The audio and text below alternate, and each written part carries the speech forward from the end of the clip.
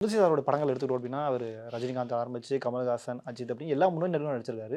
விஜயகாந்த் சாரும் அவரும் ஏன் சேர்ந்து பண்ணலன்ற ஒரு அது கேள்வி 2, இருக்கு. 3 படம் பண்ற மாரி இருந்து அப்படியே மிஸ் ஆயி போயிருச்சு. ஓகே. உண்மையிலேயே. ஆஹா. கேப்டனே சொல்லுவாரு, "என்னப்பா பண்ணலாம் பண்ணலான்னு." 2, 3 படம் மிஸ் ஆயிருச்சு. பண்ண எனக்கு வேண்டியது மிஸ் பண்ண ஆயிருச்சு. வேண்டியது அப்படி அப்படியே தள்ளி போயிருச்சு. அது மிஸ் ஆயிருச்சு ஓகே, அப்படியே. ஓகே. அதே மாரி சுந்தர் சியோடைய கூட்டணி அப்படின்னா, இப்ப நம்ம நெறைய நடிகர்கள் எடுத்துக்கிட்டாலும், இதுக்கு ஆரம்பத்துல எல்லாருமே ரசிச்ச கூட்டணி அப்படின்னா, சுந்தர் சி, கார்த்திக் இவங்களுடைய காம்போ தான். கிட்டத்தட்ட ஒரு 3, 4 படங்கள் பண்ணியிருந்தாங்க. 5, 6 மேட்டுக்குடி, படம் உலத்த பண்ணியிருக்கோம். எலிதா ஆமாமா.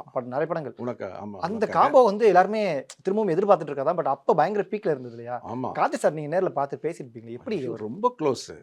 என்ன வந்து விஷ் அப்படின்னு தான் கூப்பிடுவாரு. விஷ். ஓகே. ஆமா. அவரு வந்து கூட்டத்துல வந்து ஈஸியா கண்டுபிடிச்சிடலாம். இப்ப நீங்கலாம் பேசும்போது விஷ் அப்படின்னா போதும். அவரு தான் வந்துட்டாருன்னு கரெக்ட்டா கண்டுபிடிச்சிருவேன் நானு. அந்த மாரி ரொம்ப க்ளோஸு. நானு இப்ப கூட திடீர்னு ஏதாவது ரொம்ப ரேரா Facebookல வந்து மெசேஜ் அனுப்புவாரு. "Hi Vish, how are you?" அப்படின்னா மெசேஜ் அனுப்பி பேசிப்போம். பட் அதெல்லாம் வந்து அதான் சொல்றேனே, அவரோட நடிக்கிறது வந்து லவ் பண்ணலாம். கார்த்திக் சார. கார்த்தி சார் லவ் பண்ணலாம். உண்மையில சொல்றேன். ஈஸியா இருக்கும் நடிக்கிறக்கு. ஆண்கள் லவ் பண்ணலான்றீங்களா? ஆமா. அந்த மாரி கேரக்டருங்க. பழகுறக்கு என்ன சொல்றது? இந்த மாரிலாம் இப்போ யாரும் கிடைக்க மாட்டேன்றாங்களே அப்படின்ற நல்ல ஒரு பழகுறக்கு. இப்பலாம் வந்து அப்பலாம் கேரவன் இல்ல ரஞ்சித். ம், அதனால ம். எங்களுக்கு ரொம்ப ஈஸியா இருந்துச்சு. ஒட்டு உட்காந்து சாப்பிடுறது. இப்ப கேரவன் ஒண்ணு வந்து முக்காவாசி பேர்த்த பிரிச்சிருது. ஸோ அது ஒரு பெரிய கேப். உண்மையிலேயே பெரிய கேப் கேரவன் வந்ததுக்கப்புறம் தான்.